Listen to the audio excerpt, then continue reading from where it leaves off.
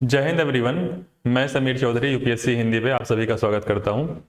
तो हम लोग अपना जो सी सैट सीरीज है उसको फिर से कंटिन्यू करेंगे। तो ऑलरेडी जो है 4 लेक्चर्स हो चुके हैं, ठीक है। तो आज जो है 5वां लेक्चर है और जो नए हैं उनको मैं बता दूं कि ये सी सैट सीरीज है और इसमें हम लोग 3 महीने में जो है लगभग लास्ट अप्रैल तक हम लोग सी सैट कवर करेंगे, ठीक है।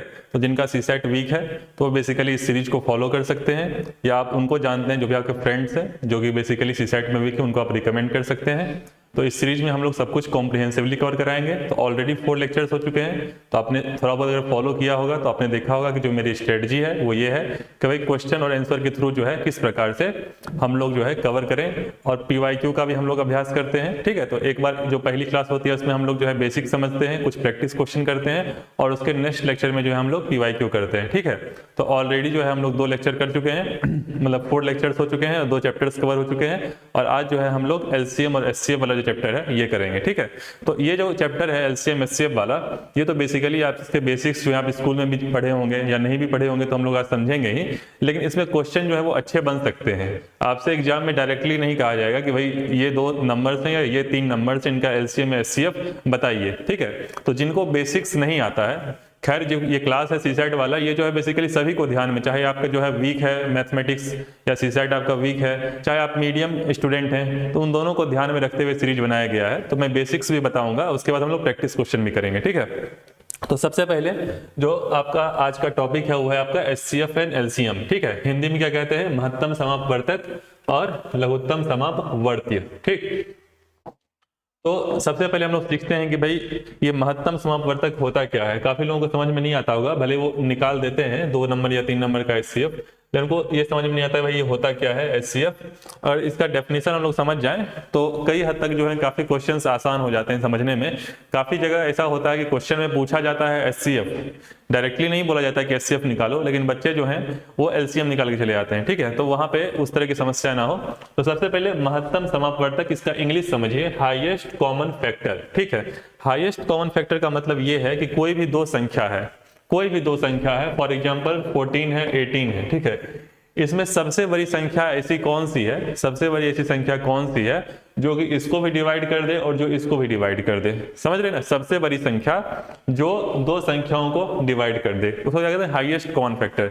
सिमिलरली इसकी जगह मैं 14 18 के बाद में कुछ 20 भी लिख देता हूं, तो सबसे बड़ी संख्या ऐसी कौन सी है जो इन तीनों को डिवाइड कर दे, समझ रहे ना। तो हाईएस्ट कॉमन फैक्टर का यही मतलब हुआ, या महत्तम समापवर्तक का यही मतलब हुआ कि दी गई संख्याओं को, अगर कुछ आपको संख्याएं दी हुई हैं, जैसे कि 2-3 संख्याएं दी हुई हैं, ऐसी कौन सी सबसे बड़ी से बड़ी संख्या है, तो बड़ी से बड़ी संख्या जो उसको विभाजित कर दे, जो दी गई संख्याएं हैं उनको विभाजित कर दे, ठीक है। अब इसके 2 जनरली मेथड्स होते हैं। जो अपना एचसीएफ होता है महत्तम समापवर्तक, उसको निकालने का अपने को 2 मेथड होते हैं, ठीक है।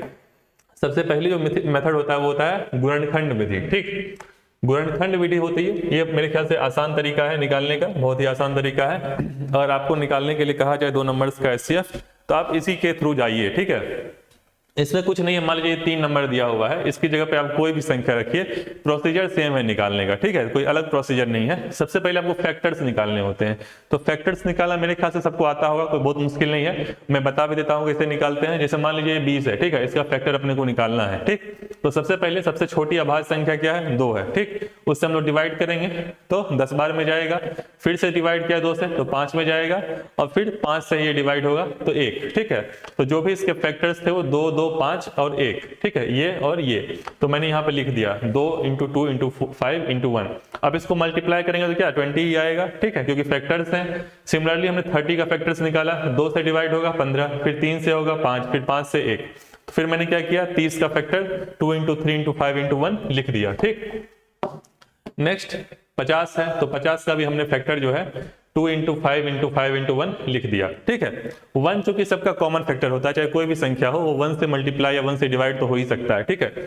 तो हमने 1 ऐसे लिख दिया, ठीक। अब इसमें देखिए एचसीएफ अगर निकालने के लिए कहा जाए, महत्तम समापवर्तक निकालने के लिए कहा जाए, तो इसमें जो डेफिनेशन है, जो इसका इंग्लिश है कॉमन वर्ड है, सी कॉमन, हाईएस्ट कॉमन फैक्टर, ठीक है। तो कॉमन वर्ड किस लिए यूज करते हैं, जो हाईएस्ट कॉमन फैक्टर में जो कॉमन वर्ड है वो किस लिए यूज होता है कि भाई किसी भी चीज में अगर कोई समानता है, मेरे और आपके में जो समानता है उसके लिए कॉमन क्या करेंगे, कॉमनलिटी एक प्रकार से है। सिमिलरली इसमें देखिए कि भाई कौन कौन सी संख्याएं समान है, ठीक। तो हाईएस्ट कॉमन फैक्टर को निकालने के लिए सबसे पहले देखिए कौन कौन से जो अंक हैं वो कौन कौन से फैक्टर समान है।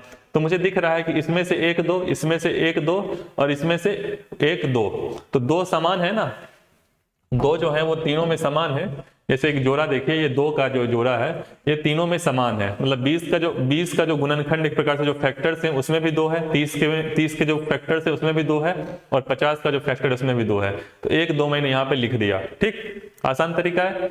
फिर अपने को देखना है कि अपने को फिर यहाँ पे 2 है, लेकिन अब आगे इन दोनों में से किसी में 2 नहीं है, ठीक है। तो इन दोनों में से किसी में 2 नहीं है तो इससे काम नहीं चलने वाला। फिर अगर हम लोग देखें 5, तो यहाँ पे 5 है, ठीक है, यहाँ भी 5 है और यहाँ भी 5 है, तीनों में 5 है तो मैंने 5 लिख दिया। बाकी 1 तो है ही, और 3 कॉमन नहीं है और किसी में, और ये वाला 5 जो है इसके लिए कोई कॉमन नहीं है इन दोनों में, ठीक है। तो जो तीनों में कॉमन हो उनको मैंने लिख दिया।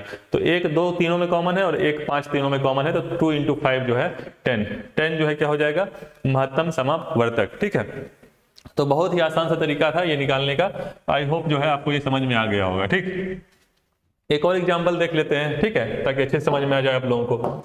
जैसे ये मान लीजिए 15 25 और 55, इसका मसपा निकालने के लिए कहा जाए, ठीक है।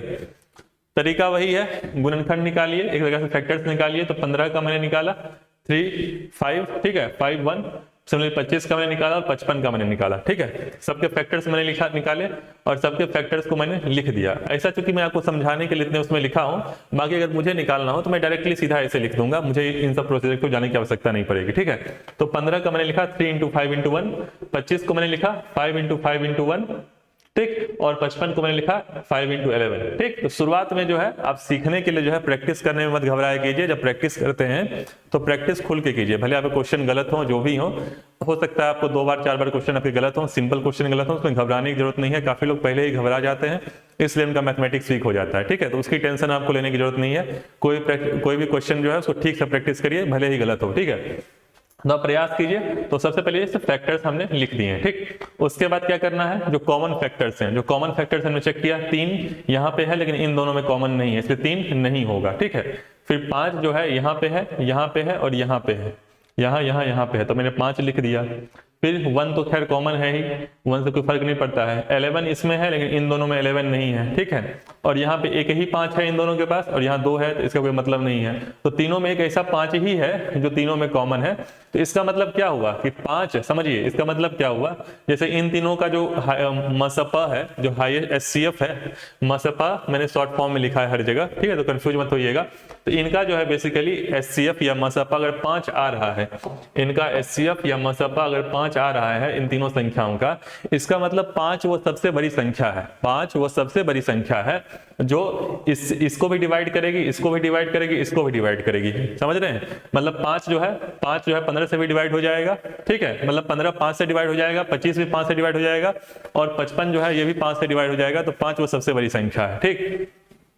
पिछला वाला जो मैंने एग्जांपल दिया था कि जिसका एचसीएफ जो है वो 10 आया था, ठीक है, एचसीएफ जिसका 10 आया था, तो जो 10 है, 10 जो है वो सबसे बड़ी संख्या है। 20 30 50 को जो डिवाइड कर दे, मतलब 20 30, देख रहे हैं 20 भी 10 से डिवाइड हो जाएगा, 30 भी 10 से डिवाइड हो जाएगा, 50 भी 10 से डिवाइड हो जाएगा। तो हाईएस्ट कॉमन फैक्टर का मतलब यही हुआ कि सबसे बड़ी संख्या जो है जो तीनों को डिवाइड कर दे या दोनों को डिवाइड कर दे, जितनी भी संख्या उनको डिवाइड कर दे, उनको बेसिकली क्या कहते हैं, मसपा। तो आपको समझ में आ गया। सबसे पहले मसपा का मतलब क्या होता है, महत्तम समापवर्तक का। दूसरी बात, ये जो विधि है, जो गुणनखंड विधि एक प्रकार से जो है, इसको किस प्रकार से इसे निकालते हैं, ठीक। दूसरा है भाग विधि, ये भी हम लोग बचपन में करते होंगे, ठीक है, भाग विधि, जो कि ये भी बहुत आसान है, कोई बहुत मुश्किल नहीं है, लेकिन आप गुणनखंड विधि के थ्रू ही करिएगा, ठीक है। इसमें कुछ नहीं है, मान लीजिए 3 संख्या है, इसका मसपा निकालना है। 2 संख्या में तो कुछ नहीं है, उसका जैसे मान लीजिए 2 संख्या है, तो 3 संख्याओं में सबसे पहले जो अगर निकालने के लिए कहा जाए कि भाई इसका मसपा निकालिए, तो उसमें सबसे छोटी 2 संख्या है। इन तीनों में छोटी कौन सी है, 40 और 60, इसका निकालिए पहले, ठीक है। तो 2 संख्याओं कैसे निकालेंगे, 40 60 का डिवाइड करिए, जैसे भी डिवाइड करते हैं आप वैसे डिवाइड करिए, ठीक है। तो मैंने देखा कि 40 को मैं 60 से डिवाइड करता हूं तो 1 टाइम्स में ये जाएगा, तो 40 जो है माइनस करेंगे तो कितना आ जाएगा, ये 20 आ जाएगा, ठीक है। तो 20 रिमाइंडर आ जाएगा। तो इसमें करते क्या है, रिमाइंडर को, जो रिमाइंडर आता है उसको हम भाजक से भाग देते हैं। भाजक क्या है 40, ठीक है, तो 40 से मैंने फिर से भाग दिया, ठीक है। तब तक देते जाएंगे, ये काम हम लोग तब तक करते जाएंगे, मतलब जो भाजक आता जाए उसको रिमाइंडर से तब तक डिवाइड करते जाएंगे जब तक यहाँ पे कुछ शेष ना बचे, ठीक है। तो हमने ऐसा किया तो यहाँ पे 20 बचा मेरे को, ठीक है। तो जो भाजक है वो 20 बचा, जो भी भाजक बचा उसका और सबसे बड़ी संख्या, हमने क्या किया था पहले छोटी दो संख्याओं का मसा निकाला, जो भाजक बचा उसका और सबसे बड़ी संख्या मतलब 20 और 90, तो 20 और 90 का जो है आप फिर से निकालिए, ठीक है। ये कितने बार में जाएगा 80, यहाँ 10 बचेगा, ठीक है, और 10 फिर किसमें जो भाजक है उससे करेंगे, ठीक। तो ये जो बच गया ये बेसिकली इन तीनों संख्याओं का मसा हो जाएगा, ठीक है। तो आपको आई थिंक समझ में आ गया होगा कि ये प्रोसीजर क्या है। तो सबसे पहले जो है सबसे दो छोटी संख्याओं का, ये चूंकि मसपा है मैं आपको दूसरा तरीका बता रहा हूँ भाग विधि, ताकि आपको ये भी आना चाहिए, बाकी जो है वो फैक्टर वाला मेथड लगा सकते हैं, ठीक है। तो ये 40 और 60 का बेसिकली मैंने निकाला, तो जो भी मेरे को भाजक बचा मैंने डिवाइड किया, जो रिमाइंडर बचा रिमाइंडर से मैंने भाजक को डिवाइड किया, तो फिर जो एक प्रकार से शेष जब 0 हो गया तो जो भाजक बचा उसका और सबसे बड़ी संख्या का मैंने फिर से निकाला, मैंने नीचे निकाला हुआ है, ठीक है, मैंने लिख भी दिया है ताकि आपको समझ में आए। जो भाजक बचे और बड़ी संख्या का मसा निकालते हैं, फिर से वही काम किया, 20 का मैंने 90 से निकाला तो यहाँ पे 10 आया, ठीक है। तो जो मसपा होगा वो 10 होगा। इसका मतलब क्या है कि 10 वो सबसे बड़ी संख्या है। वैसे तो 5 से भी अगर 5 से डिवाइड करेंगे तब भी ये डिवाइड हो जाएगा, 5 से ये 8 टाइम्स में जाएगा, 5 से ये 12 टाइम्स में जाएगा और 5 से 18 टाइम्स में जाएगा, ठीक है। 18 18 इंटू 5 90, लेकिन वो 10 सबसे बड़ी संख्या है, मतलब बड़ी से बड़ी 10 संख्या है जो तीनों को डिवाइड करे, ठीक है। आई होप आपको मसा का मतलब समझ में आ गया होगा और आपको जो है निकालने भी आ गया होगा, ठीक है। बाकी हम लोग अभी क्वेश्चन प्रैक्टिस करेंगे, उसमें आपको घबराने की जरूरत नहीं है, ठीक है। नेक्स्ट जो है वो लघुत्तम समवर्त। लघुत्तम समवर्त का जो इंग्लिश लिखा हुआ है, क्या लिखा हुआ है, least common multiple. List common multiple definition भी देखते हैं क्या लिखा है, वह छोटी से छोटी संख्या जिसे दी गई सभी संख्याएं पूर्णतया विभाजित कर दें। वह छोटी से छोटी संख्या जिसे दी गई सारी संख्याएं, मान लीजिए ये 4 संख्याएं दी गई हैं, ठीक है, तो ऐसी कौन सी छोटी से छोटी संख्या है, मतलब वो ऐसी कौन सी संख्या है, ऐसी कौन सी संख्या ऊपर से छोटी, मतलब ऐसी कौन सी सबसे छोटी संख्या है जिसको ये चारों डिवाइड कर दें, जिसको ये चारों डिवाइड कर दें, वो क्या होगा, लसा होगा, ठीक है। और मसा क्या था कि सबसे बड़ी संख्या जो सभी को डिवाइड कर दे, ठीक है। तो अंतर आप समझ रहे होंगे, यहाँ पे ऐसी कौन सी छोटी छोटी संख्या जिसको सभी संख्याएं डिवाइड कर दे। तो आई थिंक आपको लघुत्तम समवर्तक एलसीएम और एचसीएफ का डेफिनेशन समझ में आ गया होगा, ठीक है। बाकी इसमें भी निकालने का एक तरीका है गुणनखंड विधि, जैसे उसमें हमने फैक्टर निकालते थे, इसमें भी हम लोग फैक्टर निकालेंगे, ठीक है। यहाँ पे मैंने डायरेक्टली लिख दिया हुआ है, बाकी जिनको अभी तक समझ में नहीं आया फैक्टर कैसे निकालते हैं, तो सबसे छोटी संख्या जो अभाज्य संख्या है उसे डिवाइड करिए 5 फिर 1, तो इसका फैक्टर क्या हो जाएगा 2 इंटू 5 इंटू 1, ठीक है। तो यही मैंने लिखा है 2 इंटू 5 इंटू 1, ठीक। 20 का सिमिलरली निकालिए, तो 20 का निकालेंगे तो क्या होगा, यही होगा 2 into 2 into 5 into 5, 2 into 2 into 5, ठीक है। तो 2 इंटू 2 इंटू 5 मैंने लिख दिया। सिमिलरली 25 का फैक्टर निकाल लीजिएगा, 50 का फैक्टर निकाल लीजिएगा। फैक्टर निकालना आसान काम है, कोई बहुत मुश्किल नहीं है, ठीक है। तो फैक्टर एक बार जब आपने निकाल लिया, मान लीजिए हमने फैक्टर निकाल लिया, ठीक, तो मैंने इसे लिख दिया, ये फैक्टर है। अब देखिए सबसे पहले आपको निकालने के लिए करना क्या है कि आपको इस फॉर्म में अरेंज कर लेना है। तो मैंने जैसे 2 इंटू 5 है तो 2 इंटू 5 लिख लिया, यहाँ 2 इंटू 2 इंटू 5 था तो इसको मैंने क्या किया 2 स्क्वायर इंटू 5 लिख दिया, ठीक है, 2 स्क्वायर इंटू 5। यहाँ पे 5 इंटू 5 को मैंने 5 स्क्वायर लिख दिया, कुछ मुश्किल नहीं है, और 50 को मैंने 2 इंटू 5 इंटू 5 लिख दिया जो कि 2 इंटू 5 स्क्वायर है, ठीक है। तो मैंने इस फॉर्म में जो है अरेंज कर लिया, ठीक। अभी मैं दूसरा तरीका भी बताऊंगा जो कि कॉमन तरीका है, बाकी आपको यही बताना चाहिए, ये भी आसान है तो बहुत मुश्किल नहीं है, ठीक है। अब जैसे मैंने ऐसे लिख दिया, ठीक। अब इसका लसपा क्या होगा कि जो भी संख्याएं आपको दिख रही हैं, मुझे 2 अंक बस दिख रहा है, इन चारों में मुझे बस 2 अंक दिख रहा है, एक 2 दिख रहा है और एक 5 दिख रहा है, इसके अलावा तो कोई अंक है नहीं, इसके अलावा कोई और अंक नहीं है, तो 2 और 5 मैंने लिख दिया, ठीक है। उसके बाद हाईएस्ट पावर दोनों पे चढ़ा दीजिए, यहाँ 2 के पावर 1 है, यहाँ 2 के पावर 2 है, और यहाँ पे भी 2 पावर 1 है, तो हाईएस्ट पावर क्या दिख रहा है आपको, 2 ही तो दिख रहा है, तो हाईएस्ट पावर 2 लिख दीजिए, ठीक है। सिमिलरली 5 भी है तो 5 का हाईएस्ट पावर यहाँ पे 1 है, यहाँ पे भी 1 है, यहाँ पे 2 है, यहाँ पे 2 है, तो हाईएस्ट पावर लिख दीजिए, ठीक है। तो यही हो जाएगा इसका लसपा। तो कुछ नहीं है, आपको फैक्टर्स लिखना है, उसको अरेंज करना है, उसका जो भी अंक है उसको लिख लीजिए और उसका हाईएस्ट पावर लिख दीजिए। तो बहुत ही आसान है लसापा निकालना। बाकी एक और जो मेथड है जो कि हम लोग कॉमनली यूज करते हैं एलसीएम निकालने के लिए, वो हम लोग देखते हैं। इसको कहते हैं पंक्ति विधि। ठीक, इसमें कुछ नहीं है, बेसिकली इसे जो भी संख्याएं हैं उनको आप डिवाइड करिए, जो लोएस्ट एक प्रकार से प्राइम नंबर है, लोएस्ट अभाज्य संख्या, वहां से डिवाइड करना शुरू करिए। तो यहाँ से 2 से डिवाइड होते हुए दिख रहा है, तो मैंने 2 से डिवाइड किया, 5, 10, 25, 25। ठीक है, क्योंकि 2 से जो है 25 डिवाइड नहीं होगा, 50 होगा, तो मैंने 25 लिख दिया। ठीक है, अब ये 2 से जो है मैंने फिर से डिवाइड किया, तो 10 यहाँ मुझे फैक्टर दिख रहा है, तो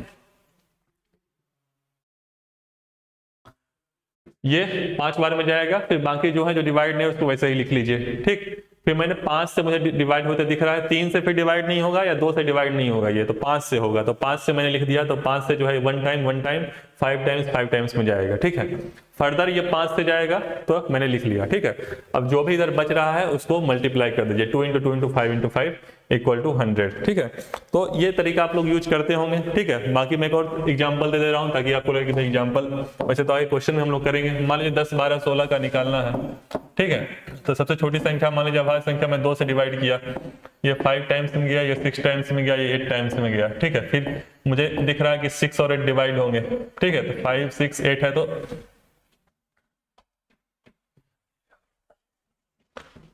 क्या एग्जांपल लिया था, 10, 12, 16 लिया था ना। 2 से 5, 6, 8, फर्दर 2 से जाएगा, तो ये 5 नहीं जाएगा, 3, 4, मतलब 5 डिवाइड नहीं होगा 2 से, तो छोड़ दे रहे हैं। ठीक है, फिर मुझे दिख रहा है ये 4 2 से डिवाइड होगा, 2 मैंने लिख दिया, 5, 3, यहाँ पे क्या हो जाएगा, 2 हो जाएगा। ठीक है, फर्दर ये 2 से होगा ये वाला। ठीक है, तो 5, 3 और यहाँ पे क्या बचेगा, 1। ठीक, तो क्या बच रहा है, 2 × 2 × 2 × 2 × 5 × 3, तो ये हो जाएगा 2, 8, 8, 16, 16, 80, 240। तो 240 एक सबसे छोटी संख्या है, लसपा का मतलब 240 एक सबसे छोटी संख्या जो तीनों से डिवाइड होगा। ठीक है, आप बाकी कर लीजिए, 10 से डिवाइड हो रहा है, 12 से डिवाइड हो रहा है, और ये 16 से भी हो रहा है। 16 से कैसे हो रहा है, ये 16 × 15 जो है ये आएगा। ठीक है, तो आपको लसपा निकालने समझ में आ गया होगा। कुछ नहीं, फैक्टर्स देखते रहते हैं जब तक डिवाइड करते हैं, जब तक सारे के सारे जो ये गुणनखंड है सारे के सारे अभाज्य नहीं हो जाए, सारे के सारे अभाज्य ना हो जाए, तब तक करेंगे। ठीक है, तो ये तरीका आप लोग जानते होंगे, कॉमन है, वो एक्सप्लेन करने की जरूरत नहीं है। ठीक है, बाकी आप लोग प्रैक्टिस करिएगा तो आपको समझ में आएगा। बाकी जैसे होता है कि 2-3 संख्याएं हो, उसका एलसीएम, एचसीएफ, लसपा मसपा निकालने के लिए बोला जाए तो आप लोग निकाल लेंगे, लेकिन जब भिन्न दे दिया जाए, मतलब कुछ फ्रैक्शंस दे दिए जाए, कुछ फ्रैक्शंस मतलब 2, अगर 2/3 हो, अगर 5/7 हो, अगर 4/18 हो। ठीक है, और आपसे बोल दिया जाए इन तीनों का एलसीएम निकालो, इन तीनों का एलसीएम निकालो, या कह दिया जाए कि इन तीनों का एचसीएफ निकालो, इन तीनों का लसपा निकालो या मसपा निकालो, तब आप लोग हो सकते हैं तो भाई आउट ऑफ सिलेबस पूछ दिया। मुझे तो संख्याओं का पूछने के लिए बोला गया था, बताया गया था स्कूलों में, अब यहाँ पे तो भिन्नों का पूछ दिया गया, फ्रैक्शंस का पूछ दिया, कैसे एलसीएम एचसीएफ निकालना है। तो बहुत ही आसान है, बस आपको 2 फॉर्मूले ध्यान रखने हैं। क्या कि भिन्नों का मसपा अगर पूछे तो उसका क्या मतलब होता है, अंशों का मसपा इक्वल टू हरों का लसपा, अंशों का मसपा इक्वल टू हरों का लसपा। याद करने में आसान तरीका है, जो भी पूछ रहा है, मसपा पूछ रहा है तो अंशों का मसपा होगा, लसपा पूछ रहा है तो अंशों का लसपा होगा, और नीचे क्या होगा, ठीक उल्टा, मतलब हरों का लसपा, यहाँ मसपा है तो यहाँ लसपा, यहाँ लसपा है तो यहाँ मसपा। ठीक है, तो एलसीएम अगर क्या कहते हैं, एचसीएफ अगर पूछ रहा है तो जो एक प्रकार से न्यूमरेटर है उसका एचसीएफ अपॉन डिनोमिनेटर का एलसीएम। ठीक है, और अगर एलसीएम पूछ रहा है तो जो न्यूमरेटर है उसका एलसीएम और डिनोमिनेटर का एचसीएफ। ठीक है, एग्जांपल के तौर पे मान लीजिए 2/3, 5/7 और 4/18 का अगर पूछ रहा है, इसका भाई एलसीएम निकालो, मतलब मान लीजिए ये 3 भिन्न है, 3 फ्रैक्शन है, इनका एलसीएम पूछ दिया, तो फॉर्मूला क्या है, अंशों का एलसीएम, तो अंशों का एलसीएम मतलब 254 का एलसीएम, तो ऊपर 254 का एलसीएम हो जाएगा। ठीक है, ऊपर, और नीचे क्या हो जाएगा, 3718 हरों का एचसीएफ, मतलब इसका एलसीएम लसप एलसीएम। ठीक है, और नीचे जो है 3718, तो इसका हरों का एचसीएफ। ठीक है, तो हरों का एचसीएफ मतलब 3718 का एचसीएफ। ठीक, बाकी इसका हम लोग क्वेश्चन करेंगे आगे। आपको समझ में आ गया? कुछ नहीं करना है। अब इन तीनों का एलसीएम आसानी से निकल जाएगा, इन तीनों का एचसीएफ आसानी से निकल जाएगा, ठीक है। तो आई होप आप क्वेश्चन समझ गए होंगे। भाई ऐसे पूछ दिया जाए, फ्रैक्शंस का पूछ दिया जाए कि भाई कैसे निकालना है, कुछ नहीं करना है, बस ये लगा देना है फॉर्मूला। अब आइए नेक्स्ट। तो इसमें कुछ नहीं है, ये आपको फॉर्मूला ध्यान रखना है कि अगर दो संख्याएं हैं उनका कुछ ना कुछ एचसीएफ होगा, कुछ ना कुछ एलसीएम होगा। दो संख्याओं कुछ एचसीएफ होगा, कुछ एलसीएम होगा, तो पहली संख्या इंटू दूसरी संख्या equal to HCF into LCM, ये ध्यान रखना है, ठीक है। बाकी कुछ नहीं है। अब प्रैक्टिस क्वेश्चन करते हैं। जब तक हम लोग क्वेश्चन ना करें तब तक कोई मतलब नहीं बनता है, हम लोग कुछ भी पढ़ते रहे, ठीक है। तो कुछ आज हम लोग क्वेश्चन करेंगे, 10 क्वेश्चन करेंगे, और बाकी कल जो है हम लोग पीवाईक्यू करेंगे, ठीक है। और जो भी इससे पीवाईक्यू आए, ज्यादा नहीं आए, जो भी आए उसको हम डिस्कस करेंगे। उसके बाद हो सकेगा, टाइम बचेगा तो कल ही जो है दूसरा चैप्टर जो कि औसत है वो शुरू करेंगे, एवरेज वाला, ठीक है। तो ये 4/13, 8/39 और 16/50 इसका एलसीएम पूछ रहा है, ठीक है। तो एलसीएम पूछ रहा है, लसपा पूछ रहा है। तो फॉर्मूला वही जो मैंने तुरंत बताया आपको कि भिन्नों का लसपा क्या होता है, तीनों भिन्न है, तीनों फ्रैक्शंस हैं, तो अंशों का एलसीएम। तो अंश में क्या है, 4, 8, 16, तो 4, 8, 16 का एलसीएम निकालना है। निकाल लीजिएगा, मैंने लिख दिया है 16, ठीक है। बाकी मैं बता ही दे रहा हूं जिनको बेसिकली डाउट हो, 4, 8, 16 का कैसे लिखेंगे, निकालेंगे।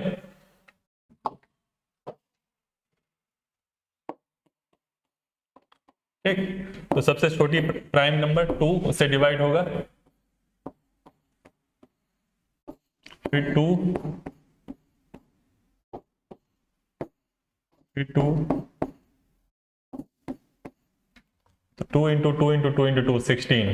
बाकी आपको एक चीज दिख रही होगी, बेसिकली आपको एक चीज दिख रही होगी कि भाई जो 16 है वो एक ऐसी संख्या है जो 4 से भी डिवाइड हो रही है, 8 से भी हो रही है, 16 खुद से भी हो रही है, और 16 इन तीनों में सबसे छोटी है। मतलब इसके बाद एक प्रकार से 16 ही जो है वो इन तीनों का एलसीएम होगा। जैसे बेसिकली मतलब मैं ये कहना चाह रहा हूँ, अगर दो संख्याएं मान लीजिए 8 है और 16 है, इसमें कुछ सोचना ही नहीं है, इन दोनों का अगर एलसीएम पूछा जाए तो ये इससे डिवाइड हो रहा है, तो बेसिकली ये जो बड़ी संख्या है 16 वो एलसीएम हो जाएगा, ठीक है। तो 16 जो है तीन संख्याएं और ये दोनों इसको डिवाइड कर रही हैं, तो सबसे बड़ी संख्या जो है एलसीएम हो जाएगी। वो धीरे धीरे आपको समझ में आ जाएगा ऐसा क्यों होता है, बेसिकली प्रैक्टिस है। क्योंकि इसका जो एक प्रकार से जो एलसीएम होता है, लसपा होता है, उसका क्या था, डेफिनेशन ही यही था कि सबसे छोटी से छोटी संख्या जो कि तीनों से जिसको तीनों डिवाइड कर दें। तो सबसे छोटी संख्या 16 है जिसको ये तीनों डिवाइड कर देंगे, ठीक है। तो बहुत आसान है, कुछ नहीं है। तो इसका मैंने एलसीएम लिख दिया। तो ये क्वेश्चन था फ्रैक्शंस का एलसीएम, तो अंशों का एलसीएम। तो अंश क्या है, 4, 8, 16 है, तो इसका एलसीएम जो है 16 आ गया। तो अंशों का लसपा क्या आ गया, 16 आ गया, ठीक है। फिर क्या बोला, हरों का मसपा, हर क्या है 13, 39, 52, इसका मुझे एचसीएफ निकालना है, मसपा निकालना है, ठीक है। तो उसके लिए क्या करेंगे, फैक्टर्स निकालेंगे। 13 का फैक्टर 1 इंटू 13, 39 का 3 इंटू 13, और 52 का 2 इंटू 2 इंटू 13, ठीक है। अब मैंने क्या बोला, एचसीएफ के लिए क्या होता है, हाईएस्ट कॉमन फैक्टर। कॉमन आपको क्या दिख रहा है, यहाँ पे 1 चूंकि सब में कॉमन है, यहाँ पे 13 है, तो 13 यहाँ भी है, यहाँ भी है, यहाँ भी है, 13 मैंने लिख दिया। बाकी 3 इसमें है लेकिन इन दोनों में 3 नहीं है, 2 इसमें है तो बाकी ऊपर में 2 नहीं है, तो 13 जो है वो मसपा आ जाएगा, ठीक है, एचसीएफ आ जाएगा। तो आई होप आपको समझ में आ गया होगा कि भाई अंशों का लसपा 16 आया, हरों का जो मसपा है वो 13 आ गया, तो बस 16/13 ये आंसर हो जाएगा, ठीक है। तो 16/13, तो बहुत ही आसान सवाल था। बस आपको अगर ये इन्फॉर्मेशन है कि भाई भिन्नों का कैसे निकालते हैं, फॉर्मूला आपको पता है तो एग्जाम में आप निकाल लेंगे। नहीं तो अगर आप क्वेश्चन इस प्रकार से आ गया, आपको लगेगा भाई ये तो मुझे आता ही नहीं है, ठीक है। नेक्स्ट क्वेश्चन है, जैसे आप देखिए ये वाला क्वेश्चन है, इसमें आपसे कहीं नहीं कहा है कि भाई एलसीएम निकालो, एचसीएफ निकालो, लेकिन इस तरह क्वेश्चन पूछे जाते हैं और यूपीएससी में ऑलरेडी सेम क्वेश्चन इस प्रकार का पूछा गया है, ठीक है। तो इसमें किस प्रकार से आप समझेंगे भाई एचसीएफ पूछ रहा है, एलसीएम पूछ रहा है, आप जब तक प्रैक्टिस नहीं करेंगे, ठीक है, तब तक आपको समझ में नहीं आएगा। 4 घंटियां प्रत्येक 15 सेकंड, 25 सेकंड और 45 सेकंड, 90 सेकंड पर के अंतराल पर बजती हैं, ठीक है। मान लीजिए 4 घंटियां हैं, ठीक है, ये सभी जो है 15 सेकंड पे, मान लीजिए ये 15 सेकंड बाद बजती हैं। मतलब एक बार अगर घंटी बजी तो 15, कुछ घड़ियां होते हैं घंटियां बजती हैं, ठीक है, तो ये 15 सेकंड पे बजती हैं। दूसरी घड़ी जो है ये 25 सेकंड पे इसकी घंटी बजती है। तीसरी जो है हर 45 सेकंड पे इसकी बजती है, ठीक है, और चौथी जो है इसकी हर 90 सेकंड पे इसकी घंटी बजती है, ठीक है। अब बोल रहा है यदि सभी घंटियां एक साथ सुबह 9 बजे बजी, तो 9 बजे सुबह जो है 9 AM सभी की सभी घंटी जो है 9 AM पे बजी, ठीक है। मान लीजिए 9 AM पे सभी एक साथ बजी, ठीक है। उसके बाद बोल रहा है कि चारों एक साथ पुनः कब बजेंगे। अब मान लीजिए 9 AM पे बजी है, तो ये वाली जो है, ये वाली, ठीक है, ये 15 सेकंड पे ही बज जाएगी, अगले 15 सेकंड पे, ये 25 सेकंड पे बजेगी, ये 45 पे और ये 90 पे। तो अलग अलग टाइम पे बज रही है ना, ये 15 पे ही बज रहा है, मतलब 9:15 पर ये बजेगी, ये 9:25 पे बजेगी, ये 9:45 पे बजेगी, फिर ये 9:90 पे, फिर ये 9:30 पे 15 + 15, और ये 9:50 पे, फिर ये 9:90 पे, और ये 9:180 पे, मतलब 3 मिनट पे, ठीक है। तो ये इस प्रकार से अलग अलग टाइम पे बज रही हैं, लेकिन कोई एक ऐसा समय आएगा जब चारों एक साथ बजेंगी, ठीक है। तो वही पूछ रहा है कि भाई साहब कौन सा समय होगा जब चारों एक साथ बजे, ठीक है। तो समझ लीजिए कि वो जो कोई भी संख्या होगी, मान लीजिए कोई संख्या ही तो होगी, ठीक है, मतलब ये जो भी टाइम होगा वो बेसिकली इन सभी का तो मल्टीपल होगा, इन सभी का मल्टीपल होगा, तभी तो मान लीजिए, क्योंकि मान लीजिए ऐसी कोई संख्या होगी जिसका ये सभी मल्टीपल होगा, जो लोएस्ट होनी चाहिए। यही क्वेश्चन पूछ रहा है कि ऐसा कौन सी छोटी से छोटी संख्या है या जिससे कौन सा छोटा टाइम है जिससे ये बेसिकली सभी एक साथ बजे। तो सिंपल सा बात जो है, इस प्रकार से क्वेश्चन में आपको कुछ नहीं करना है, चारों का एलसीएम निकाल दीजिए, ठीक है, चारों का एलसीएम निकाल दीजिए।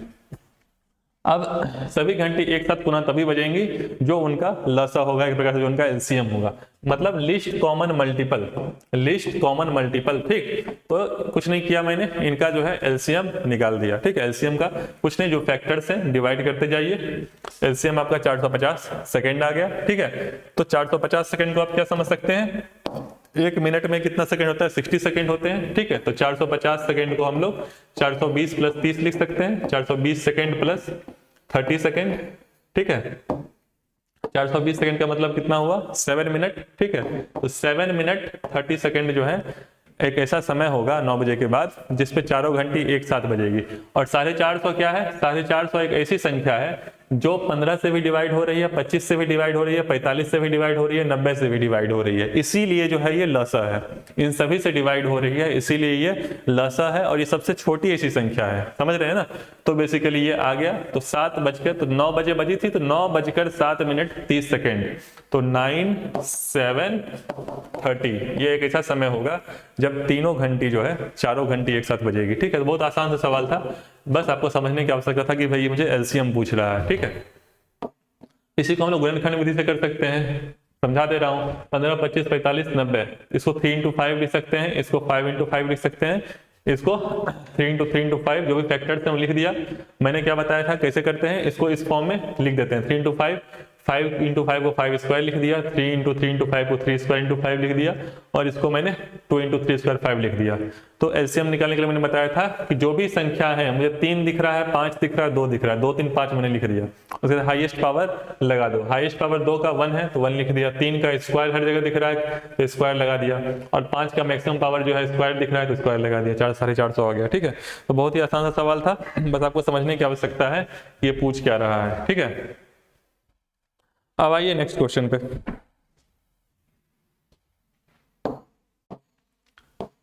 अब देखिए इस प्रश्न को भी जो है, अब लोग, बहुत आसान सवाल है। 3 व्यक्ति एक साथ टहलना आरंभ करते हैं, 3 व्यक्ति एक साथ टहलना आरंभ करते हैं। मान लीजिए एक व्यक्ति ये है, ठीक है, दूसरे ये हैं, और तीसरे ये हैं, ठीक है।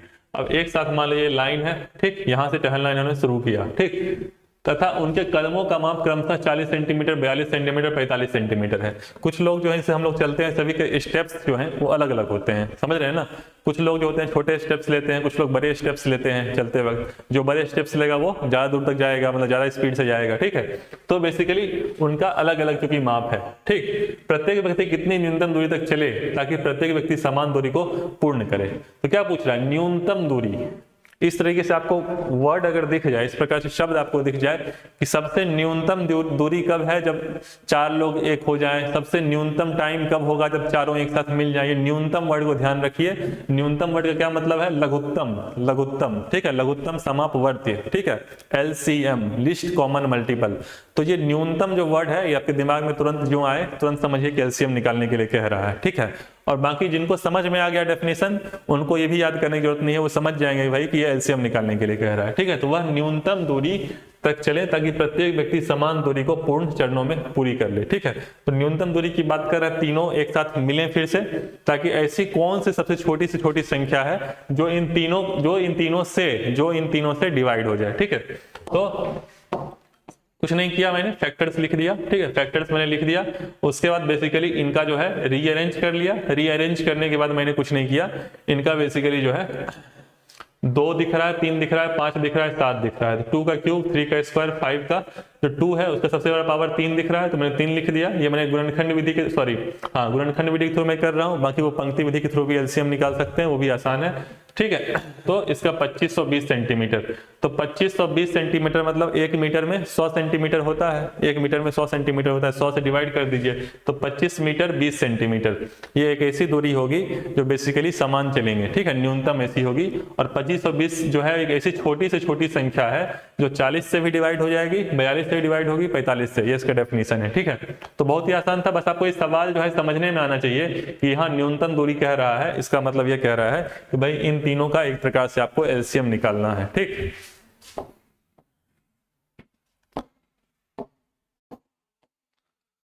अब देखिए इसमें डायरेक्टली कह दिया, इसमें आपको कह नहीं रहा है कि भाई एलसीएम निकालो, बोल क्या रहा है, वह छोटी से छोटी संख्या ज्ञात करें जो इससे विभाजित हो। वह छोटी से छोटी संख्या ज्ञात करें जो इन तीनों से डिवाइड हो। मतलब आपसे क्या कह रहा है, एलसीएम निकाल दो, ठीक है, सिंपल सी बात है। तो एलसीएम हमने निकाल दिया, 36 का हमने ये सारे मैंने फैक्टर वाला मेथड लगाया है, आप जो है पंक्ति मेथड के थ्रू कर सकते हैं। एक मैं करके दिखा दे रहा हूं ताकि जिनको डाउट हो। मान लीजिए 36 है और क्या है 45 है और 60 है, ठीक है, इसका मुझे निकालना है। तो सबसे पहले मैं 2 से शुरू करता हूँ, 18, 45, 30, ठीक है, फिर मैंने 2 से किया 9, 45, 15, ठीक, मैं 3 से किया 3, 15, 5, ठीक, फिर मैं 5 से कर दे रहा हूँ 3, 3, 1। तो 2 × 2 4, 4 × 3 12, 12 × 5 60, 60 × 3 60 × 3 180, ठीक है। तो 180 जो है अपना एलसीएम आ गया। आई होप आपको समझ में आ गया होगा कि भाई किस प्रकार से निकालते हैं। और बाकी यहाँ पे मैंने निकाला हुआ है फैक्टर मेथड से, ठीक। तो छोटी से छोटी संख्या जो तीनों से विभाजित हो, जिसका मतलब जो डेफिनेशन है उसके अनुसार एलसीएम निकालने के लिए कह रहा है, ठीक। नेक्स्ट आइए, इसका भी मैंने बताया था कि अगर 2 संख्याएं हैं जिनका लसपा दिया हुआ है, एलसीएम दिया हुआ है और मसपा मतलब एचसीएफ दिया हुआ है। 2 संख्या जिनका एलसीएम एचसीएफ दे दिया है, ठीक है। और आपसे पूछे कि पहली संख्या ये है तो दूसरी संख्या ज्ञात करें, तो कुछ नहीं है, जो फॉर्मूला मैंने बताया था कि LCM into HCF equal to पहली संख्या इंटू दूसरी संख्या। यही मैंने बताया था फॉर्मूला कि LCM into HCF equal to पहली संख्या इंटू दूसरी संख्या। तो एलसीएम 720, एचसीएफ 120 दिया हुआ है, एक संख्या दी हुई है, दूसरी संख्या पूछ रही है, तो निकाल दीजिए, आसान सा सवाल है, ठीक है। तो अगर ये फॉर्मूला आपको पता है तो कुछ नहीं है, ये सवाल अगर आपसे एग्जाम में पूछे तुरंत आपसे लग जाएगा, कोई दिक्कत नहीं है। नेक्स्ट क्वेश्चन देखते हैं, ठीक। वह बड़ी से बड़ी संख्या ज्ञात कीजिए जिससे इतने को विभाजित करने पर शेषफल। तो जब बड़ी से बड़ी संख्या की बात कर दिया तो तुरंत दिमाग में आया कि भाई किसकी बात कर रहा है, एचसीएफ की बात कर रहा है, ठीक है। लेकिन यहाँ पे थोड़ा सा घुमाने की कोशिश किया है, थोड़ा सा घुमाया है। क्या बोल रहा है, इनसे विभाजित करने पर शेषफल इतना इतना आता है। शेषफल 1, 2, 3 आता है, मतलब वो संख्या जो है, जिस संख्या की बात कर रहा है वो बड़ी से बड़ी संख्या, उस 37 से हम जब डिवाइड कर रहे हैं तो शेषफल 1 आ रहा है। 50 से उसको हम डिवाइड कर रहे हैं तो शेषफल 2 आ रहा है। और 63 से जब हम डिवाइड कर रहे हैं तो शेषफल 3 आ रहा है, ठीक है। तो अपने को बोल रहा है कि वह बड़ी से बड़ी संख्या ज्ञात करिए, ठीक है। अब मान लीजिए उस संख्या से मैं 37 में डिवाइड कर रहा हूं, तो शेषफल जो है, मान लीजिए संख्या जो भी है x है, शेषफल जो है मुझे 1 आ रहा है, ठीक है। तो शेषफल जो आ रहा है अगर मैं इसमें से माइनस कर दूं, मतलब 37 में से मैं अगर 1 माइनस कर दूं 36 आएगा। तब तो क्या होगा, तब अगर हम डिवाइड करेंगे तो जो है इससे पूरा का पूरा डिवाइड हो जाएगा। सिंपल सी बात है, जो शेषफल है, मान लीजिए कोई भी संख्या है, आपको मैं एग्जाम्पल के तौर पे जो है बताता हूं। फॉर एग्जाम्पल 40 है, मान लीजिए 41 है, ठीक है। 41 से मैंने 8 से डिवाइड किया, ठीक है। 41 से मैंने 8 से डिवाइड किया तो ये 5 टाइम्स में जाएगा, ठीक है। यहाँ 40 बचेगा, माइनस करेंगे तो शेष जो है वो 1 बचेगा, ठीक है। शेष जो है वो 1 बचेगा। मैं आपको ये समझाने कर रहा हूँ, जो शेष बचा है उसको जब हम भाज्य, इसको भाज्य कहते हैं ना, जिससे डिवाइड करते हैं। भाज्य मतलब 41 में से मैं शेष माइनस कर दूं, मतलब भाज्य में से जो शेष है, जो रिमाइंडर है, उसको मैं माइनस कर दूं, 40 बचेगा। जो भी संख्या बचेगी तो भाजक से पूरी तरीके से डिवाइड होगी ना, मतलब 8 से डिवाइड हो जाएगी, 8 बजे 40 जो है कैंसिल हो जाएगा। मैं आपको ये समझाने कर रहा हूँ कि कोई भी संख्या डिवाइड करने पर कुछ शेष आ रहा है, उस शेष को आप जो भाज्य है जिस संख्या से डिवाइड हो रहा है उससे माइनस कर देंगे तो पूरा का पूरा जो है डिवीजन हो जाएगा, मतलब एक प्रकार से विभाजित हो जाएगा। तो मैंने एग्जाम्पल पर आपको समझाया कि यहाँ पे 1 आया तो मैंने 1 माइनस किया 40 आया, तो 8 से पूर्ण तरीके से विभाजित हो जाएगा। ठीक है, तो वही मैं समझाने की कोशिश कर रहा हूँ। इस क्वेश्चन में जो बोल रहा है कि भाई इन सभी से डिवाइड करने पर ये आ रहा है और ये सभी शेष, मतलब मैं 37 में से 1 माइनस कर दूं तो 36 आएगा, और मैं 63 में से 2 माइनस कर दूं, सॉरी 50 में से 2 माइनस कर दूं तो 48 आएगा। ठीक है, और 63 में से 3 कर दूं तो 60 आएगा। तो मतलब मुझे एक ऐसी संख्या ढूंढनी है जो इन तीनों को विभाजित कर दे, ऐसी बड़ी से बड़ी संख्या ढूंढनी है जो इन तीनों को विभाजित कर दे, क्योंकि इसमें डिवाइड करने पर ये शेष आ रहा था, अब मैंने माइनस कर दिया तब इन तीनों को विभाजित कर देगी। ठीक है, तो मेरे क्वेश्चन के अनुसार ऐसी बड़ी से बड़ी संख्या ढूंढनी है जो इन तीनों को विभाजित कर दे। वास्तव में एचसीएफ की बात कर रहा है, हाईएस्ट कॉमन फैक्टर, ऐसी कौन सी बड़ी संख्या है जो सभी को विभाजित कर दे। तो मैंने कुछ नहीं किया, इन तीनों का जो है वो एचसीएफ निकाल दिया, बस यही करना था। बस आपको क्वेश्चन समझने की आवश्यकता थी कि इसको अप्रोच कैसे करना है। ठीक है, तो मैं 36 का जो फैक्टर्स है वो निकाला, 2 × 2 × 3 × 3, सिमिलरली 48 का निकाला, 60 का निकाला। ठीक है, मुझे क्या दिख रहा है कि 2 जो है यहाँ पे भी है, यहाँ पे भी है, यहाँ पे भी, मैंने 2 लिख दिया। फिर मैंने देखा फिर से 2 यहाँ है, यहाँ है, यहाँ है, मैंने 2 लिख दिया। 2 जो है वो कॉमन मल्टीपल है। फिर 3 जो है यहाँ पे भी है, यहाँ पे भी है, यहाँ पे भी है, मैंने 3 लिख दिया। यहाँ पे एक और एक्स्ट्रा 3 है, लेकिन यहाँ पे बस एक ही 3 है, यहाँ भी एक ही 3 है, तो इसका कोई मतलब नहीं है। यहाँ पे एक 5 है, लेकिन इन दोनों में 5 है ही नहीं। तो जो भी कॉमन मल्टीपल्स थे उन सभी का मैंने एक एक जोड़ा जो है सबसे उठा लिया, 2 × 2 × 3 बना 12। तो बहुत ही आसान सवाल था। इसका मतलब 12 सबसे बड़ी संख्या है, 12 सबसे बड़ी संख्या है जो 36 को भी डिवाइड करती है, 48 को भी डिवाइड करती है और 60 को भी डिवाइड करती है। ठीक है, नेक्स्ट क्वेश्चन देखते हैं। नेक्स्ट 7वां क्वेश्चन है आज का कि 48 मीटर लंबी और 30 मीटर चौड़ी एक हॉल, मतलब कोई हॉल है जो कि 48 मीटर लंबी है, ठीक है, आयताकार हॉल है एक प्रकार से, और 30 मीटर चौड़ी है, ठीक है, रेक्टेंगुलर हॉल है, कि फर्श पर वर्गाकार चटाइयां, मतलब स्क्वायर शेप में चटाइयां हैं। जो चटाइयां हम लोग मैट यूज करते हैं वो स्क्वायर शेप में है, ठीक है, चटाइयां वर्गाकार है। बताइए कि न्यूनतम कितनी चटाइयों की आवश्यकता पड़ेगी ताकि पूरा फर्श ढका जा सके। ठीक है, तो क्वेश्चन पूछ रहा है, फॉर एग्जाम्पल क्वेश्चन आपसे पूछ रहा है कि भाई कोई ये हॉल है, ठीक है, ऐसा कोई हॉल है, ठीक है, इसमें अपने को स्क्वायर शेप की चटाई बिछानी है इस हॉल में, ठीक है, अपने को न्यूनतम चटाई बिछानी है, न्यूनतम। इस हॉल की जो लंबाई है वो 48 है, जो चौड़ाई है वो 30 है, ठीक है, वो 30 है, लंबाई 48 है, चौड़ाई 30 है। अपने को स्क्वायर शेप में चटाई बिछानी है और न्यूनतम संख्या न्यूनतम होनी चाहिए। अगर इसकी संख्या मेरे को न्यूनतम चाहिए तो उसका जो आकार है, जो चटाई का आकार है वो बड़ा होना चाहिए। सिंपल सी बात, हमारे कोई एरिया है उसको मुझे चटाइयों से कवर करना है, मैट से कवर करना है, उसका अगर मेरे को संख्या न्यूनतम रखनी है, जैसा कि बोला है कि न्यूनतम कितनी, तो न्यूनतम रखनी है तो मुझे उसका आकार जो है वो बड़ा चाहिए, सिंपल सी बात है, ठीक है। तो यहाँ पे वो बेवकूफ़ी मत कर दीजिएगा कि भाई यहाँ एलसीएम निकाल के लाए, क्यों? क्योंकि यहाँ न्यूनतम दिया है, क्वेश्चन फंसाने के लिए ही है कि भाई कुछ बच्चे एलसीएम निकाल के चले हैं, नहीं। तो यहाँ मुझे आकार जो है सबसे बड़ी आकार वाली, सबसे बड़ी आकार की भुजाओं वाली, जिसकी भुजाएं होंगी, जो इसके साइड्स होंगे, मान लीजिए ए है, ठीक है, तो ऐसी सबसे बड़ी भुजाओं वाली चाहिए जो कि इसको भी डिवाइड कर दे और इसको भी डिवाइड कर दे, समझ रहे ना। तो एक प्रकार से 48 और 30 का एक प्रकार से मेरे को एचसीएफ चाहिए। तो हॉल में न्यूनतम चटाई बिछानी है, अतः चटाई का आकार बड़ा होना चाहिए, ठीक है। फिर मैंने लिखा है कि वर्गाकार चटाई, क्योंकि जो वर्ग होता है, वर्ग की दोनों भुजाएं जो आपस में साइड्स होती हैं बराबर होती हैं, और जो आयत होता है रेक्टेंगल उसका बेसिकली डिफरेंट होता है, ये बस डिफरेंस होता है वर्ग और आयत में।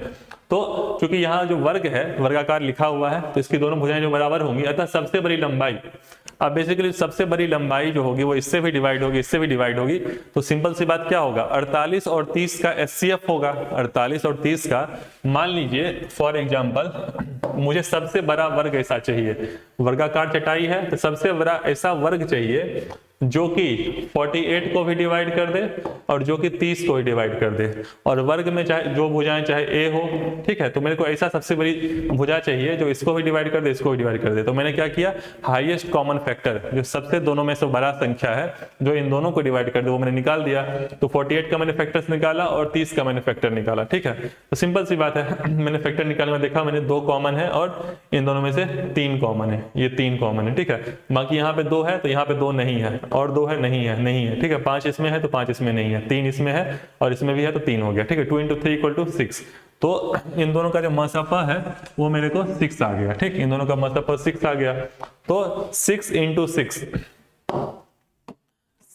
6 का बेसिकली एक ऐसा सबसे बड़ा वर्गाकार चटाई होगी, ठीक है, जो कि 30 × 48 का हॉल है जिसको कवर करने के लिए यूज होगा, ठीक है। तो ये एक प्रकार से चटाई का आकार हो गया, ये हॉल का आकार है। ऐसी कितनी चटाइयाँ चाहिए होगी, तो मैंने हॉल का एरिया निकाल लिया। तो जो वर्ग होता है उसका एरिया क्या होता है, जो भी लेंथ इंटू विड्थ होता है, ठीक है। तो लेंथ इंटू विड्थ 48 × 30, ठीक है। और जो वर्ग हो सॉरी जो आयत है उसका ये होता है लेंथ इंटू विड्थ, और जो वर्ग होता है उसका भी वही होता है लेंथ इंटू विड्थ, लेकिन बस उसमें जो लेंथ विड्थ सेम होता है तो a² हो जाता है। तो 6 × 6 हो गया, ठीक है। तो मैंने डिवाइड कर दिया तो ये चटाइयों की संख्या 40 आ गई, ठीक है। तो इस प्रकार से जो अच्छे क्वेश्चन हैं, ये अच्छा क्वेश्चन था। ऐसे क्वेश्चन भी जो है आपके एग्जाम में बन सकते हैं जो कि LCM और SCF के बेसिस पे बनते हैं, ठीक है। तो आप लोग ये मत समझिएगा कि LCM SCF है तो आसानी क्वेश्चन बनेंगे, अच्छे क्वेश्चन बन सकते हैं, ठीक। अब इसलिए ये बहुत आसान सा सवाल है, आपको समझ में अगर आ जाए इसका मतलब तो बहुत ही आसान सवाल है, बहुत ही आसान, ठीक है। अब इसे बोल रहा है कि यदि दो संख्याओं का बेसिकली अनुपात, मान लीजिए कोई भी दो संख्या A और B है, उसका अनुपात दे दिया है 7:9, ठीक, और उनका मासा अनुपात दे दिया है और मासा दे दिया है, तो संख्याएं पूछ रही हैं, ठीक है। फॉर एग्जाम्पल मैं आपको पिछले वाले से समझाता हूं कि यहाँ भी दो संख्या थी, ठीक है। ये 48 और 60 था, ये 48 और 30 था। इसका जो मासा आया वो 6 आया, इसका जो मासा आया वो 6 आया, ठीक है। अब इनका अनुपात जो है,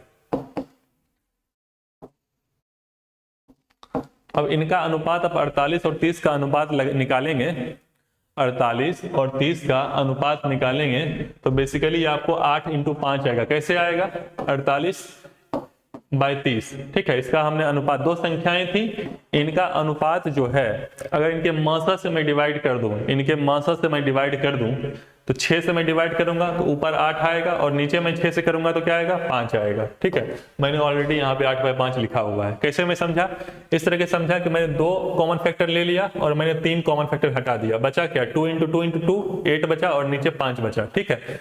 तो अगर हम कोई भी दो संख्या है बेसिकली उसके हम मासा से डिवाइड करते हैं तो उसका अनुपात आ जाता है, ठीक है। मासा से मैंने, जो मासा था वो 6 था, जो SCF था वो 6 था, उससे मैंने डिवाइड कर दिया तो उसका अनुपात आ गया, ठीक है। अब जस्ट उल्टा कर दें, अगर हम जो SCF आया है, जो मासा आया है, उसको हम अनुपात से मल्टीप्लाई कर दें, मतलब मैं मल्टीप्लाई कर देता हूँ 8 × 6 और 5 × 6, तो क्या हो जाएगी, संख्या आ जाएगी 48 × 30, 48 × 30, ठीक है। तो वही क्वेश्चन बस उल्टा अपने को करना है, जो नेक्स्ट क्वेश्चन है उसमें बस यही उल्टा करना है कि अपने को जो है वो SCF दे दिया है, मसफा दे दिया है, ठीक है। अपने को अनुपात दे दिया है 7:9, ठीक। अब पूछ क्या रहा है कि संख्याएं बताइए, ठीक है। तो कुछ नहीं है, जो भी मसफा है उसको, जो न्यूमरेटर है, जो अंश है, जो डिनोमिनेटर है, जो हर है, उसमें से मल्टीप्लाई कर दीजिए। 7 × 7 119 और 7 × 9 17 × 9 153, ठीक है। तो ये दो ऐसी संख्याएं हैं जिनका मसफा 17 है, ठीक है। तो आई थिंक आपको समझ में आ गया होगा कि भाई ये हाईएस्ट कॉमन फैक्टर है जो इसको भी मल्टीप्लाई करेगा। 17 सबसे बड़ी संख्या है जो कि 119 को भी मल्टीप्लाई करेगी, डिवाइड करेगी, और 153 को भी डिवाइड करेगी, ठीक है। नेक्स्ट क्वेश्चन, बस जो पिछला क्वेश्चन था उसमें से बस एक स्टेप आगे बढ़ा दिया है, इसको आप खुद से प्रैक्टिस कर सकते हैं। दो संख्याओं का अनुपात 4:7 है, एक का मसफा 15 है। पिछला क्वेश्चन यहीं तक था, संख्याएं पूछ रहा था। अब क्या बोला, लसा निकालो, तो कुछ नहीं है, मासा दिया हुआ है और अनुपात दिया हुआ है, मतलब SCF दिया हुआ है, अनुपात दिया हुआ है। संख्याओं के लिए मैंने क्या बताया कि ऊपर नीचे जो है SCF से मल्टीप्लाई कर दीजिए। 15 × 4 60 और 15 × 7 105, मतलब जो संख्याएं हैं, दो संख्याएं 60 और 105 आ गई, जिनका जो मसफा SCF दिया हुआ था वो 15 दिया हुआ, ठीक है। अब पूछ रहा है लसा होगा, तो अपने को जब संख्याएं निकल गई तो इसका LCM निकालना क्या है, बहुत ही आसान सा तरीका है, निकाल लीजिए। 16 और 105 का LCM निकाल लीजिए, बहुत ही आसान है, ठीक है। तो आई होप आपको समझ में आ गया होगा भाई इस तरह के क्वेश्चन अगर आएंगे तो उसको अप्रोच कैसे करना है। बाकी मैंने कई बार बता दिया कैसे एलसीएम निकालते हैं, ठीक है। आज का ये लास्ट क्वेश्चन है, अच्छा क्वेश्चन है, ठीक है, और इस तरह क्वेश्चन पूछे जाने के चांसेस ठीक ठाक है। अगर आपको ये क्वेश्चन अगर आपको समझ में आ गया भाई क्वेश्चन क्या पूछ रहा है, फिर तो ये 2 मिनट का क्वेश्चन है, ठीक है, नहीं तो एग्जाम में जो है आप इसको छोड़ के चले जाएंगे, ठीक। अब बेसिकली क्या पूछ रहा है कि एक किसान के पास 1225 गाय है, ठीक है, कोई किसान है, बड़ा किसान है, उसके पास 1225 गाय है, 1875 जो है भेड़े हैं, ठीक है। वह उन्हें झुंडों में इस तरह बांटता है, जो झुंड नहीं समझ रहे, झुंड मतलब ग्रुप हुआ कि गाय जो है उनको एक प्रकार से ग्रुप में रखता है कि ये ग्रुप है, ये ग्रुप है, ठीक है। तो झुंडों में इस तरह बांटता है कि प्रत्येक झुंड में बराबर पशु हो। तो किसान जो है वो काफी स्मार्ट है, वो जो है बेसिकली ग्रुप में रखना चाहता है गायों और भेड़ों को ताकि पहचान कर सके भाई, ठीक है। तो बेसिकली जो है किसान के पास जितनी गाय हैं इतनी भेड़ें हैं, उसको झुंडों में रखना चाहता है और प्रत्येक झुंड में बराबर पशु हो और गाय तथा भेड़ अलग अलग हो, ठीक है। तो मतलब इस प्रकार से झुंड हो कि भाई एक झुंड में सिर्फ गायें हो और वो झुंड जो है और जो भेड़ हैं उनके अलग झुंड हो, ठीक है। पूछ रहा है यदि ये झुंड जितना बड़ा हो, वो चाहता है कि बड़ा से बड़ा झुंड हो, मतलब एक ग्रुप जो हो, मतलब वो गायों और भेड़ों का अलग अलग ग्रुप बनाना चाहता है, ठीक है। और एक ग्रुप जो है वो सबसे बड़ा होना चाहिए, मतलब समझ रहे ना, हर ग्रुप जो है अपने आप में बड़ा होना चाहिए, बड़ी से बड़ी ग्रुप बनाना चाहिए चाहता है, समझ रहे ना। तो एक प्रकार से क्या बोल रहा है, ये झुंड जितना बड़ा हो, ये जितना बड़ा मुझे दिख गया ना, मुझे समझ में आ गया कि एससीएफ की बात कर रहा है, समझ रहे ना, किसकी बात कर रहा है, एससीएफ की बात कर रहा है। तो 1225 गाय हैं, 1875 भेड़ हैं, तो सबसे बड़ा झुंड क्या होगा, उसका मसा होगा, ठीक है। तो सबसे बड़ा झुंड मतलब सबसे बड़ी ऐसी संख्या जो इससे भी डिवाइड हो जाए, इसको भी डिवाइड कर दे और इसको भी डिवाइड कर दे। सबसे बड़ा झुंड मतलब ऐसी संख्या जो इसको भी डिवाइड कर दे और इसको भी डिवाइड कर दे। तो मैंने 1225 का फैक्टर निकाला, ये आ गया, 1875 का फैक्टर निकाला, ये आ गया, ठीक है। अब मुझे इसका मसा चाहिए, तो बहुत ही आसान है, 5 यहाँ पे है, 5 यहाँ पे, मैंने 5 लिख दिया, एक एक्स्ट्रा 5 यहाँ पे, एक एक्स्ट्रा 5 यहाँ पे, यहाँ लिख दिया। बाकी यहाँ पे 7 7 है, यहाँ नीचे 7 नहीं है, यहाँ एक्स्ट्रा 2 5 है, ऊपर एक्स्ट्रा 2 5 नहीं है, यहाँ 3 है, ऊपर 3 नहीं है, तो बस यही कॉमन है, तो मैंने ये लिख दिया। तो 25 एक ऐसी संख्या है, 25 एक ऐसी संख्या है जो कि 1875 को भी डिवाइड करती है और 1225 को डिवाइड करती है। मतलब एक जो ग्रुप बनेगा उसमें 25 गाय या 25 भेड़ होंगी और वो ऐसे सबसे बड़ा ग्रुप पॉसिबल है। उससे बड़ा ग्रुप अगर हम बनाएंगे तो ग्रुप नहीं बन पाएगा, समझ रहे हैं ना, उससे बड़ा ग्रुप हम लोग बना नहीं पाएंगे। तो 25 एक सबसे बड़ी संख्या है जो कि इसमें भी कॉमन है, इसमें भी कॉमन है और हाईएस्ट है, ठीक है। तो जो है एक प्रकार से 25 आ गया, ठीक है। तो कितने झुंड बनेंगे, मान लीजिए गायों के झुंड बनाना है तो 1225 में से 25 का एक ग्रुप है तो 25 से डिवाइड कर दिया, 49 आ गया। भेड़ों का झुंड है तो 1875 में से 25 से डिवाइड कर दिया, 75 आ गया। मतलब गायों का टोटल ग्रुप कितना बनेगा, 49, और भेड़ों का कितना ग्रुप बनेगा, 75, और एक ग्रुप में 25 गाय और 25 भेड़ रहेंगी, ठीक है। तो टोटल ग्रुप कितना हो जाएगा, इन दोनों को ऐड कर दीजिए, 124 ग्रुप हो जाएगा, ठीक है। तो क्वेश्चन में यही पूछ रहा था कि भाई कितने पशु होंगे, मतलब एक झुंड में, एक ग्रुप में कितने पशु होंगे, तो एक ग्रुप में 25 पशु होंगे, ठीक है। दूसरा, झुंडों की संख्या कितनी होगी, तो दोनों को, गाय वाले को और भेड़ वाले को जो है वो ऐड कर दीजिएगा, ठीक है। तो टोटल 124 होगी। तो आज वाला जो हम लोग क्लास था उसमें हम लोगों ने सबसे बेसिक से लेके 10 क्वेश्चन भी डिस्कस किए। हमने एलसीएम निकालना सीखा, एचसीएफ निकालना सीखा, एलसीएम एचसीएफ का मतलब समझा और उस पर प्रैक्टिस जो है क्वेश्चन भी किए, अच्छे क्वेश्चन भी किए, ठीक है। तो कल जो भी इससे पीवाईक्यू रिलेटेड क्वेश्चंस होंगे उसको हम लोग डिस्कस करेंगे और कल ही जो है अगर हो सकेगा तो कल नेक्स्ट टॉपिक जो औसत वाला है, एवरेज वाला है, उसको हम लोग स्टार्ट करेंगे, ठीक है। तो अगर आपको बेसिकली ये सीरीज पसंद आ रहा होगा तो आप इसको लाइक कर सकते हैं। फिर हम लोग नेक्स्ट क्लास में मिलते हैं, तब तक के लिए गुड बाय एंड जय हिंद।